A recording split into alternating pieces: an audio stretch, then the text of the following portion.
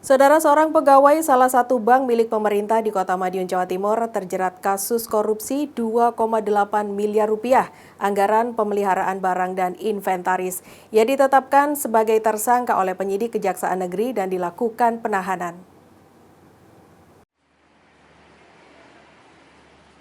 Tim Pidana Khusus Kejaksaan Negeri Kota Madiun, Jawa Timur menetapkan AS, pria berusia 36 tahun sebagai tersangka atas kasus korupsi dana anggaran pemeliharaan barang dan inventaris bank milik pemerintah.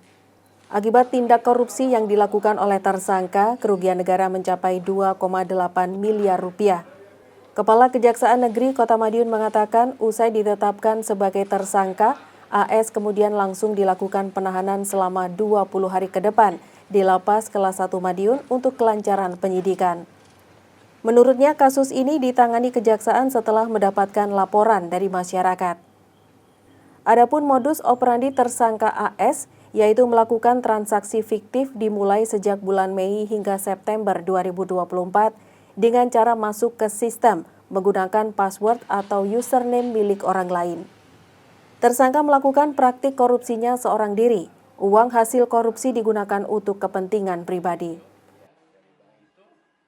Kejaksaan Negeri Kota Madiun melalui kasih seksi tindak pidana khusus telah menetapkan tersangka tindak pidana korupsi di salah satu bank pemerintah yang ada di Kota Madiun dengan kerugian negara sebesar 2,8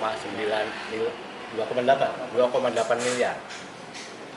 Adapun modus operandi yang dilakukan oleh tersangka AS yaitu dengan cara melakukan transaksi fiktif.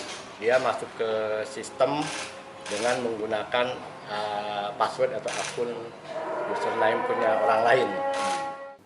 Penyidik turut menyita sejumlah dokumen, buku tabungan, serta aset dari tersangka AS. Tersangka dijerat pasal 2 dan pasal 3 Undang-Undang Nomor 31 Tahun 1999, Junto Pasal 64 KUHP tentang pemberantasan tindak pidana korupsi, ancamannya 20 tahun penjara. Tim Liputan, Kompas TV Madiun, Jawa Timur.